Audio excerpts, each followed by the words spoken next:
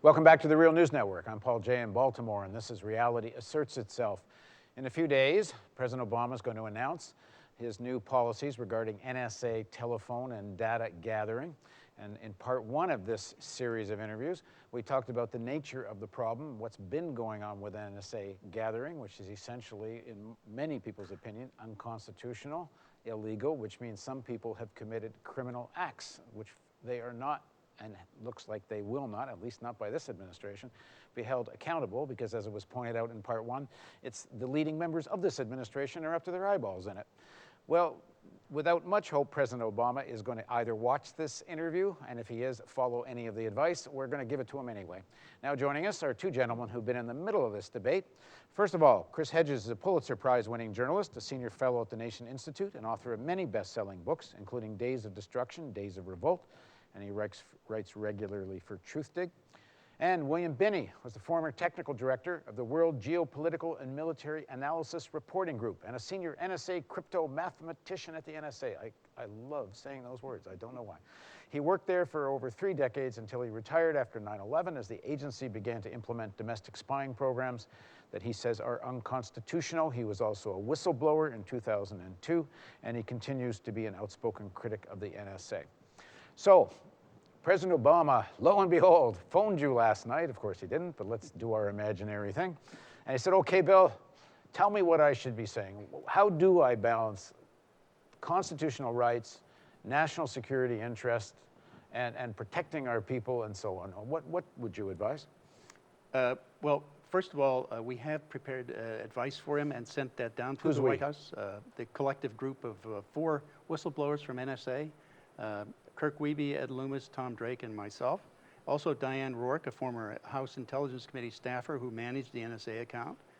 We all chipped in and put in some advice to the president as some of the things he should be doing, as opposed to the 46 points that were prepared for him. And what are the highlights of what you recommended? There were 2 main issues. One was to show or to do a focused collection of information on targets that were really important for international crime or other types of terrorism and things like that.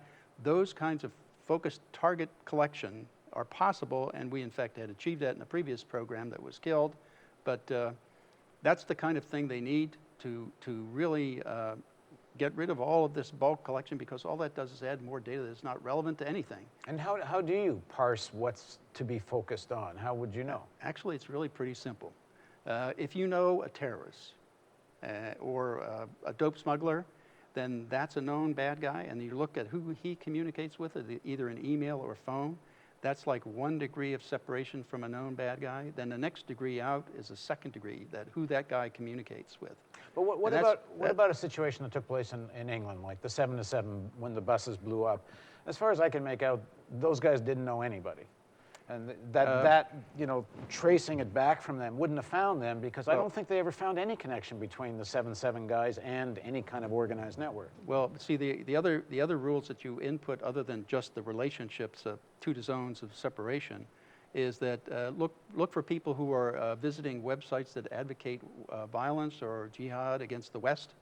If you see those kinds of and I think in this situation you would have found that. Yeah, those are the other rules. Other kinds of things, very simply put, are if you have a satellite phone that's coming out of the middle of Afghanistan in the mountains or in the middle of the jungles in Colombia, chances are those are terrorists or dope smugglers. It's probably not vacationers. Or a foreign correspondent. Yeah, or a foreign correspondent. It could be a foreign correspondent. But you see, okay, the rules go like this, that if you find a foreign correspondent, then you can identify them once you target them and look at them. Then you sort them out. So you do that on a finite number. Now, you're not collecting the 7 billion people in the world. You're only down to maybe a few hundred thousand. Okay, now you would design, you are, what was it, a crypto mathematician. I love that. I'm going to keep saying that.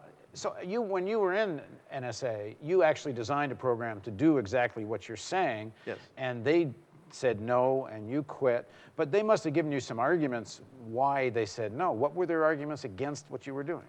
They gave me no argument at all, except they just simply rejected the approach.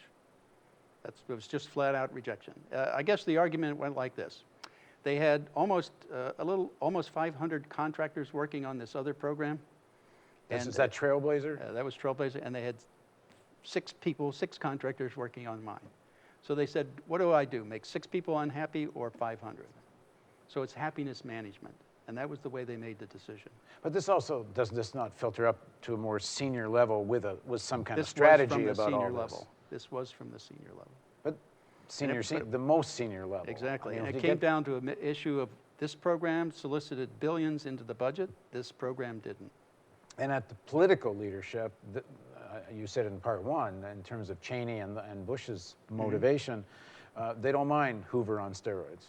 No, they don't. In fact, the more information you have, the more power you accumulate to the executive office, and that's what they want to do. Okay, so recommendation one, it is possible to actually isolate and target real targets and not go after everybody. And that means you eliminate collection of information about the other 7 billion people on the planet, which means you give them privacy. First, right up front, they don't have it's the actually data. even more effective in Yes. terms of finding stuff. Right. Okay, what's recommendation two? Recommendation 2, let's see, was have a program or put in place a program that would check on everything that NSA was doing internally, or the FBI or anybody else in the intelligence community. Be able to have technical people who were cleared, have all the clearances, and could go into all these agencies, get on their networks, look at every database and every system they had, and answer and make sure that anything they were giving answers to Congress was correct, that the data was there and that was right, and also be able to monitor what they were doing, so that you cannot trust what they tell you. And it's been, they have a fairly clear track record of not telling the truth, so you have to have a mechanism to validate what they're saying.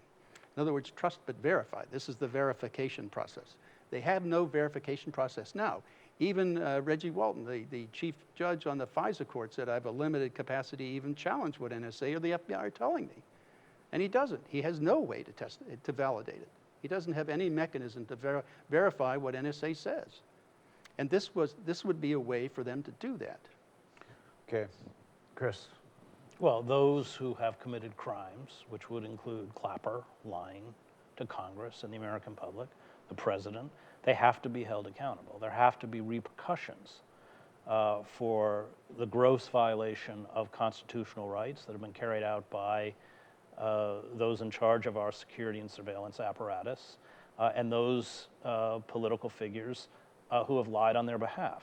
And if there are no repercussions, if we cannot reestablish the rule of law, then there will be no control.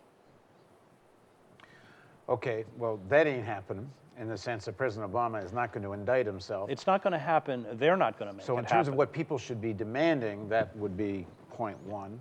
But what else, let's say the rule of law is reestablished, what does a balance look like in terms of intelligence gathering and constitutional rights? Well, those who are not suspected of engaging in criminal activity should have a right to privacy.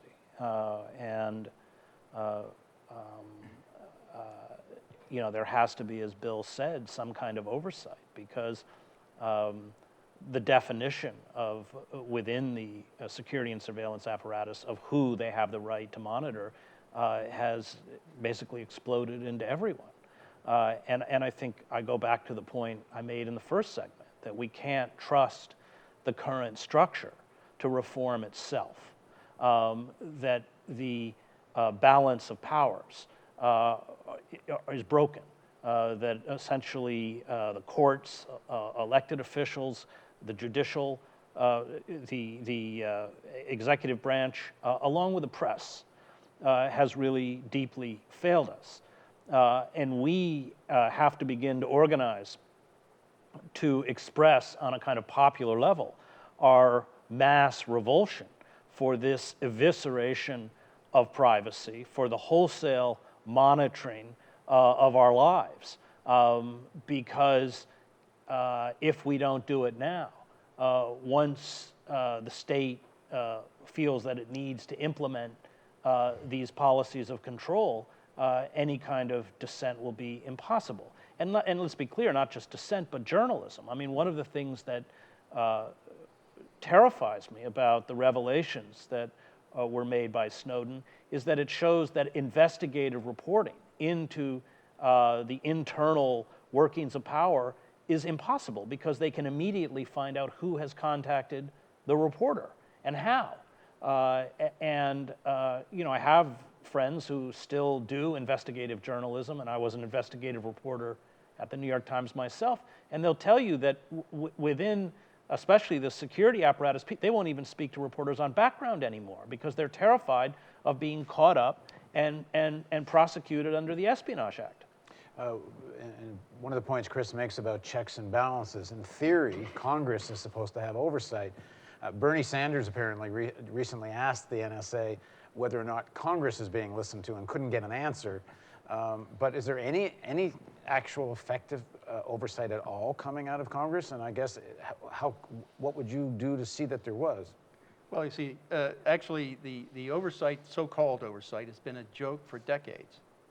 I mean, all they do is go out to NSA and get a briefing on what they're doing, and that basically means I trust what NSA tells me. And they get the same thing from the FBI. I mean, in August of 2002, the New York Times broke a story where the FISA court had discovered, or found out one way or the other, that in at least 75 cases, the FBI had misled the court to get warrants. Well, that tells you that they've had, and this is a long-standing problem, they've never had the ability to verify anything they're being told by FBI or NSA or CIA or anybody else. So that's why we put in that strong suggestion of having an outside technical group be responsible directly to all of Congress and all of the courts to be able to go into the databases of all the intelligence communities and verify that what the communities are asserting either in court or to Congress is correct. I mean, they need some way of verifying the truth here, and they don't have that now. Now, this is all more or less justified by 9/11, but the roots of all this go way back before 9/11 into the Cold War. And this national security state, national surveillance state, it was all directed at domestic opposition. I mean, it was, supposedly worried about, Soviet infiltration and all that, but I can't believe they ever took that all that seriously. You talk to people like Ray McGovern, who was in the analysis section of the CIA, and he says they were telling various presidents that not only was there no real Soviet threat on the soil of the United States, there wasn't really a Soviet threat in terms of expansionism. And the idea that you needed this infrastructure of spying all throughout the United States to protect national security, it was really directed at legitimate, mostly, if not entirely legal dissent. And if that's still going on, doesn't there need to be a clear principle that this cannot be spied on? Constitutional right to dissent cannot be spied on. Well, I mean, that's already written in the Constitution. We have the right to free association, to freedom of speech. That's all there. We have a freedom in our affairs. That's all written into the Fourth Amendment and the First Amendments. Also, as we had talked earlier in the earlier segment about the law enforcement using that's a violation of the Fifth Amendment, the right to not testify against yourself. Well, when they're using the emails that you send or anything that you're doing that's acquired through NSA, a non-warrant acquisition of data, that's using that information against yourself. So it's a violation of the Fifth Amendment. So, but I would also argue, and this is one of the reasons I objected so quickly against what they were doing. I had been working the Soviet problem, the KGB, the MVD, and all of those the totalitarian state problems for almost 30 years. And it was very clear to me that the procedures they were setting in place after 9/11 from the Bush-Cheney administration was clear to me that they were setting in place all of these totalitarian procedures because that's exactly what the KGB wanted to do. And that's why I've said before that the KGB, the Stasi, the Gestapo, none of them could have dreamt of anything like this. But they would have thought, like former Lieutenant Colonel in the East German Stasi, Wolfgang Schmidt, said when he was commenting about the NSA collection and their warrantless surveillance of all the citizens of the United States. He said, for us, we could have only dreamt of this. Or this would be a dream come true, is what And he let's said. be clear, I mean, Hannah Arendt, again, to go back to origins of totalitarianism, describes a totalitarian state as one by which the handful of dissidents, whistleblowers, people who stand up, are silenced through coercion and maybe even murder, and the rest of the population, the majority of the population, is incapacitated through the evisceration of privacy and fear. And that is precisely the system that we have now built. And we are seeing, whether it's in the war on drugs, whether it is the persecution of whistleblowers, and the FBI burst into Bill's bathroom in the morning and seized all of his computers. We are seeing that kind of persecution of Occupy activists. We are seeing that persecution against figures like Chelsea Manning, Julian Assange, or, of course, Snowden. And not only that, but Glenn Greenwald and Laura Poitras, who have, in essence, moved into exile, who will not come in. Sarah Harrison, the journalist who works with WikiLeaks and took Snowden to Russia, is now in exile in Berlin. So we are already seeing the rise of this corporate totalitarianism, for lack of a better word. And as Bill says, the structure has already been built. And those who are in power, Democrat, Republican, federal judge, MSNBC commentator, they're not going to dismantle it. They're not going to take it down.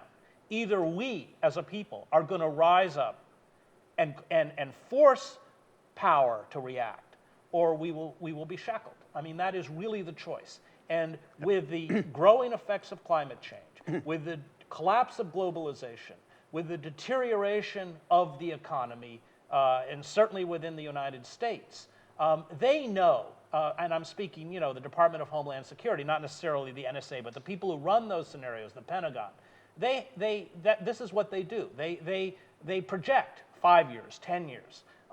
And these tools, because they are available to them, will be used. All right, thanks for joining us. Thank you very much, and thank you for joining us on Reality Asserts Itself on the Real News Network.